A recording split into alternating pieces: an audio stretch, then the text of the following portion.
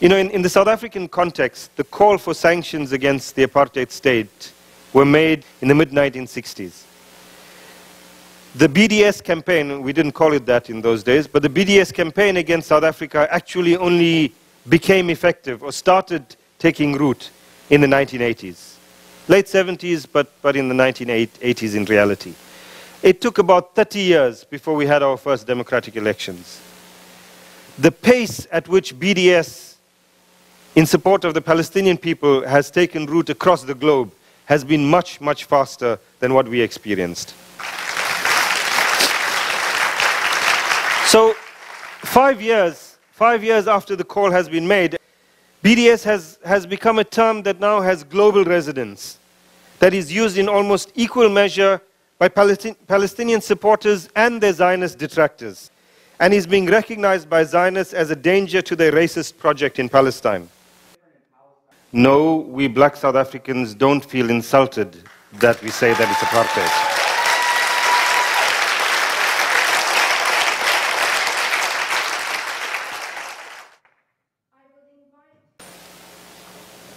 I have a quote from the leader of the Liberal Party, Michael Ignatieff, writing in 2002 in The Guardian. It's important to note that last year, of course, people probably remember Michael Ignatieff wrote an op-ed in the National Post condemning Apartheid Week. So it's on the radar both in Israel and here in Canada, but just to put it in perspective, this was Ignatieff in 2002 writing in The Guardian.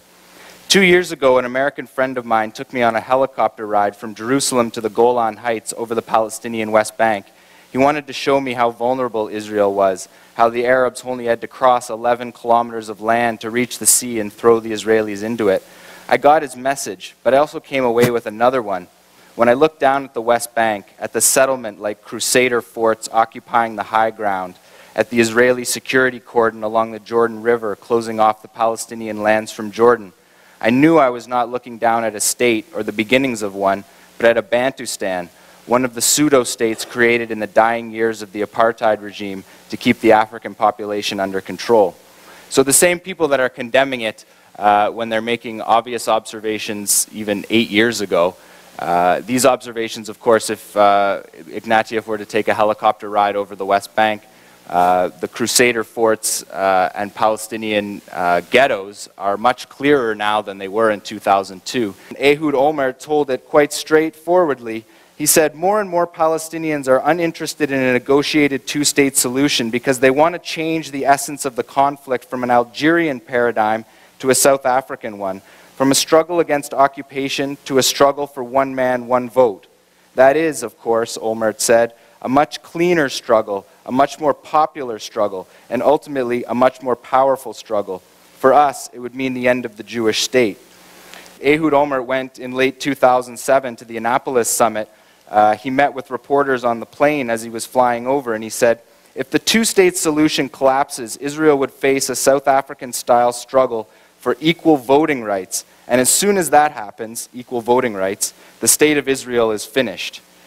So you can see this is at the core of the Israeli planners. So when you see hysterical motions in the Ontario legislature and whatnot, it's important to keep this grounded in the fact that you have the leading political figures in Israel accepting this situation at face value. Ehud Barak, who was the prime minister during the last attempt to create a series of Palestinian ghettos during the Camp David process, spoke at the most important Israeli security conference just a couple weeks ago.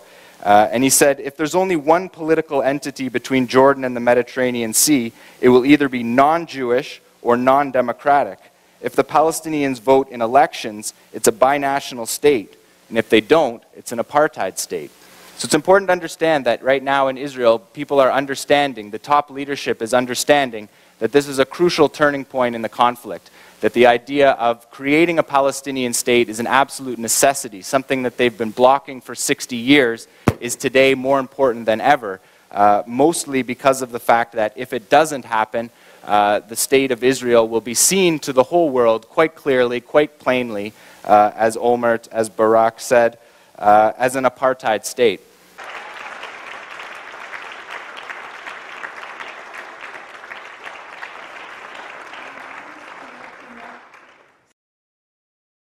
there's this really mass advertising strategy, I guess, on the end that supports Israel as Israeli apartheid, to convince people that boycott, divestment, sanctions is impractical, right? So I wanted to get your response to that and how we can empower people who want to jump on board on the boycott, divestment, sanctions call to step up and to promote the fact that it is practical and it does work, and it's not as if it's so connected that we can't do it. Thank you. Thank you. Well, that's why the campaign is not called boycotts. Huh? The campaign is called BDS. It's boycotts, divestment, and sanctions. The boycott part of it is the first and the lowest level of it, and the highest level, in a sense, is sanctions. In the South African case as well, I mean, it was, you know, the whole campaign started with ordinary people, citizens of their countries, refusing to buy various kinds of products that came from South Africa, etc. And that then built up pressure so that you had then universities and local councils, etc., divesting, and finally states applying sanctions. And that's the direction in which it will move. So boycotts, yes, they are effective in and of themselves, but they also have another use, which is to build towards divestment and sanctions. So forcing states to do certain things is certainly part of the campaign.